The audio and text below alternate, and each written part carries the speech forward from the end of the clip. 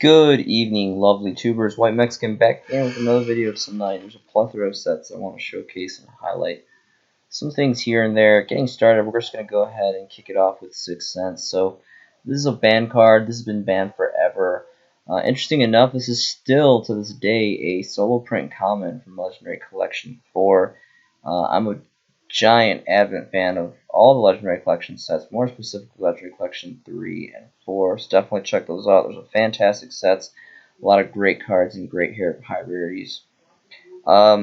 This card is just ridiculous. It didn't even last the format. It got banned as soon as it came out, pretty much. Really awesome card.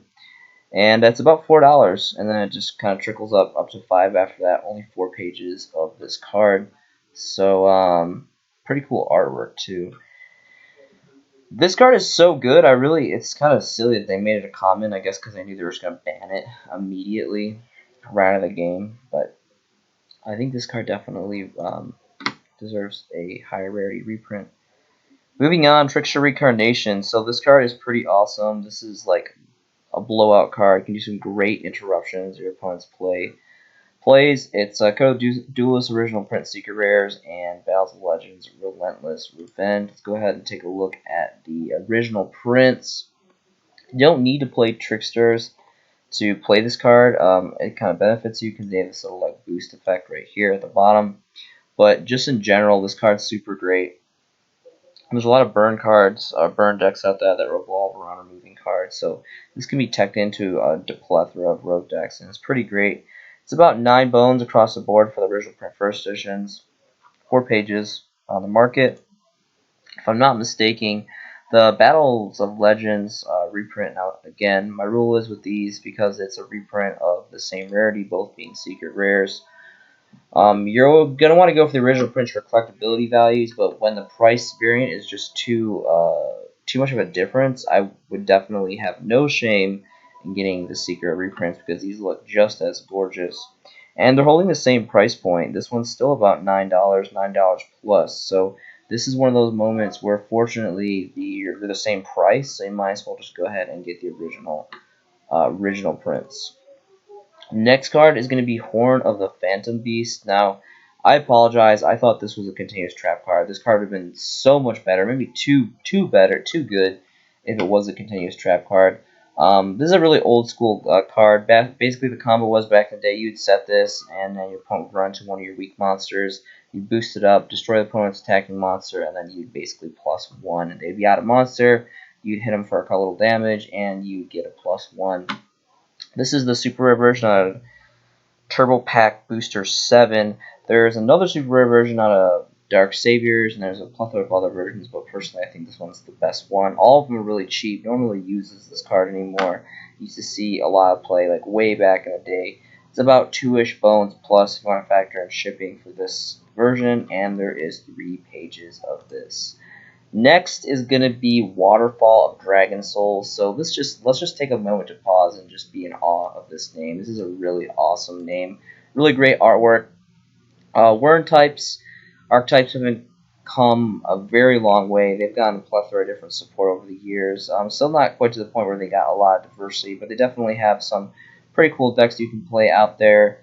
There's 2 versions of this. This is the Maximum Crisis original print, and of course it got reprinted as the same rarity, super rare, and I believe the 2018 Megatins. And they're both under $1. They're both like under $1 before shipping, so extremely cheap. 5+ pages on the market. It's just all around pretty diverse card, pretty great. Next is going to be Ivy Shackles, dawning from Dual Eternal 2. So there's I think 2 other common versions, but this is the best because it's DT2. Dual Eternal went bye-bye. Konami is no longer manufacturing Dual Eternal cards, so these are all pretty just kind of getting into collector's value slowly but surely. I thought about this card specifically because plants have always been a really fun decks to build and kind of mix around and do different things with. And if there ever comes a deck where you can basically use your opponent's monsters against them for your materials, for doing your plays, like kind of like Super Poly, like if your opponent has dark monsters, you can just basically pop off their monsters to benefit yourself and summon your cards, something like that. Or if you want to augment your opponent's cards for like Puppet Plant or if there's anything where you kind of just want to like manipulate the board by having like your opponent having plant monsters, you can do it with this continuous trap. Really cool artwork. Right now it's really situational. It's really not a big deal, but who knows? Eventually, maybe there'll be a plant deck that rises predominance that needs to augment your opponent's monsters. And of course, we have DNA Transplant and what is it, DNA Surgery and all that. But this is a little bit more diverse in that matter. Plus, it's DT, so that's really cool. And this is super cheap. It's about like a half a bone pretty much all across the board. And there is 3 pages for this card. Next is going to be Accumulated Fortune. This is a solo print common dawning out of Cyber Dark Impact Ancient set. This is very surprising. This is just another one of those cards that's really old that still hasn't gotten a reprint. And really great artwork. I love cardboard on cardboard. Any kind of Yu-Gi-Oh card that's a Yu-Gi-Oh card in the artwork is really, really cool. To me, this was mostly used in Chain Burn. You can see kind of Chain Burn cards being featured here. I'm not really sure what else you put it in or who has kind of managed to reap the benefits of this card outside of Chain Burn. I don't know why my near mint lightly played settings are not set up here, but it's about a quarter, pretty much a quarter across the board for the first edition. It's not really a big deal, and there's 5+ pages of this. Next card is going to be Balance of Judgment. So there's 2 versions of this. There's the Clash of Rebellions original print and the Megaton prints, both common. This is a really underrated card. Now, no one talks about this card. I've talked about this card a couple different times. That has like this artwork has like the Solemn God, and it's pretty cool. It's just some pretty cool draw power. It's pretty situational. You have to be kind of losing to use it, so it's kind of like kind of just reminds me of Evenly Matched. How like it's a really situational card, but when you pull it off, you could reap some pretty great benefits. About a quarter, a little under a quarter, a little bit more if you want to factor in shipping. And there's a fat stack here of 29, so it's pretty cool. Let's see here. Moving on, Legacy of Yatagarasu. So there is a super rare from Premium Pack 1. It's kind of interesting. I guess a secret rare and a super rare both came out of the same pack. So it's interesting that 2 different rarities came from the same pack. Specifically, super and secret. And there's a shit common here, so we're really not going to talk about that. Unfortunately, there's no image available for the secret rare version. This is another Chain Burn card. I haven't really seen this much play outside of Chain Burn. It's basically just like an augmented version of Jar Greed, which is another really classic draw card right here that I love. The Left of the Nightmare first editions are going for a pretty nice price point these days. And yeah, this is like pretty much like $2-3. It's like $3, jumps to about $4, and only 2 pages left of this. So this is really great. Plus, it has Yatagarasu on it, and I mean, like, who doesn't love Yatagarasu? Just the infamous pine. The history of that card is just amazing. All right, so the last 2 tabs here are going to be Generation 1 core booster sets, Dual Monsters era. I'm an avid fan of old school cards. If you guys haven't noticed by now, Dark Crisis was a really cool set. The cover card here, Exodia Necros. This is definitely a huge collector's value. Artwork is phenomenal. Not really a great card for playability purposes, but again, it was the cover card for Dark Crisis for like the actual packaging of the booster pack. It's got really great artwork. Excuse me, and let's go ahead and see what the first edition. First editions are about 26, and it starts to trickle up after that. Only 2 pages left of this. There is a secret rare version from Master Collections Volume 2, I believe it's called, which is my personal favorite. I would personally prefer the secret rare because I'm obsessed with secret rare, and it just looks gorgeous. Master Collection Volume 1 and 2, so those are both really fantastic sets. Like, they had like Black Luster Soldier, Relinquish, Thousand Eyes Restrict, a whole bunch of really cool stuff. So I definitely check both those sets out. Really obscure collector sets, really old too. And this one's about 15 bones. And then quickly trickles up to that. Only three different listings of this card, so that is pretty incredible. Let's move back to Dark Crisis. While we're waiting, this is going to be Pharaonic Guardian, another amazing Generation 1 core booster set. And I'm not going to go into secrets. Secrets are just all money across the board. More so lava golem. But I've reviewed these both pretty heavily in the past. So I'm just going to move on to Talents of Luke next. But we're going to go ahead and finish up Dark Crisis here while that's loading. I apologize. My internet has been shitting the bed all day. And it's been extremely frustrating. But we press on. We do what we can with the resources that are allotted to us. And we're gonna get it done here. So we reviewed Exodia Necros, Vampire Lord, the Virtual Print Secret Rares are amazing. I've personally invested into several copies of these of late, specifically for the first edition. One of my all-time favorite artwork cards ever. I love the artwork in this. It's really great.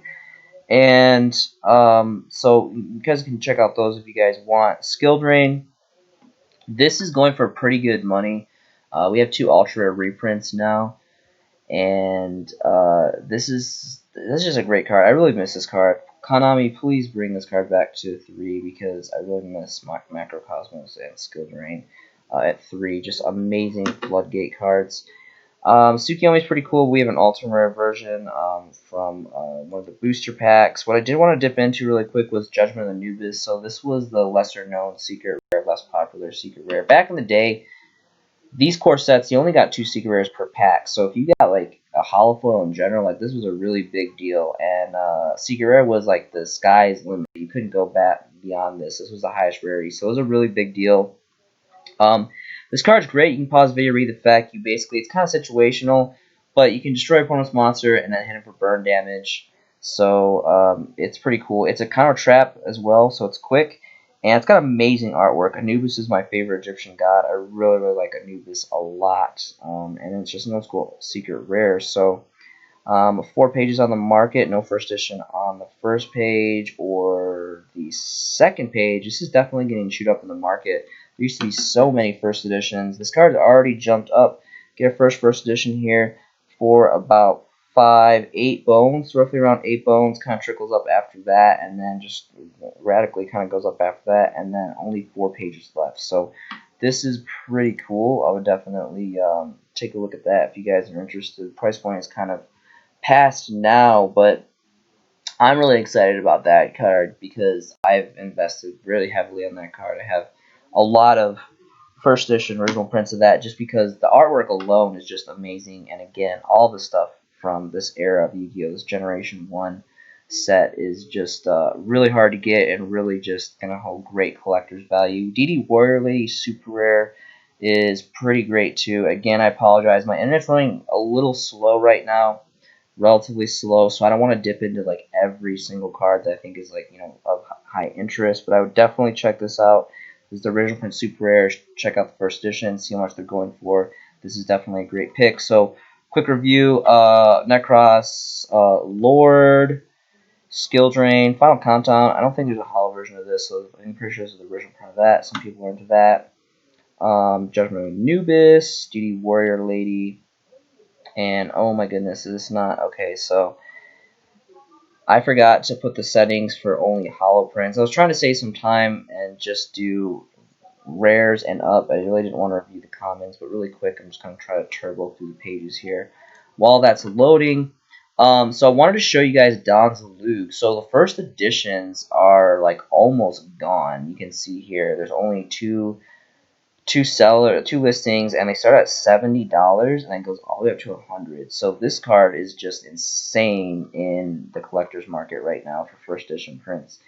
I used to play this back in the day, 3Ds with Spirit Reaper and what was it called, Robin Goblin or Goblin Robin or whatever the continuous trap card was. Every time your opponent your monsters hits for damage, they basically have to pitch one. It was a hand destruction deck, and it was drop off and all that. So it was pretty great. Is this still loading? What's going on here? Page 2. Butterfly Decker Elma. This is still banned. Old school super rare card. Pretty great. There was a loot that got this banned. I don't think it's even in existence anymore. I think it was from Gear Free, the Iron Knight or something. Did they use this? I don't know. Comment below if you remember. There was some kind of broken loop that they used that I think it did burn damage, or I'm not really sure, but Really cool card. I have a couple first editions myself. Archfiend Soldier, really great stats. Vanilla, old school vanilla monster, level 4 Dark Fiend, 1900. Contract with the Black Abyss. Spell Vanishing wasn't really that good, but it was cool. It had like Breaker on it, and it was a counter trap. And I think that was pretty much up. We got the original prints of Dragon Out of the Grave. Awesome Dark World card, but this card got a super rare print in Legendary Collections 3, I believe it was, which is just going to be, you know, superior in every way, in my opinion. Okay, so you guys are gonna definitely want to check out Lava Golem Ring Destruction. First edition prints are holding good value. Don's Lug is holding some fat stacks. Okay, so Health Boomer. This is the cover card to Chronic Guardian. It's the actual card featured on the booster pack packaging back in the day. Really great. This has fantastic artwork. I'm just madly in love with this artwork. I think there's no flaws in the artwork of this card. It's really a terrible card. It didn't really see too much play even back in the day from what I remember. But it's just the artwork is what really like just sets this card apart. I always bag on ultra rare. It's kind of a little joke that I have. I'm not really a big fan of ultra rares, but when it comes to like really old school stuff like Generation, First Edition Health Boomer.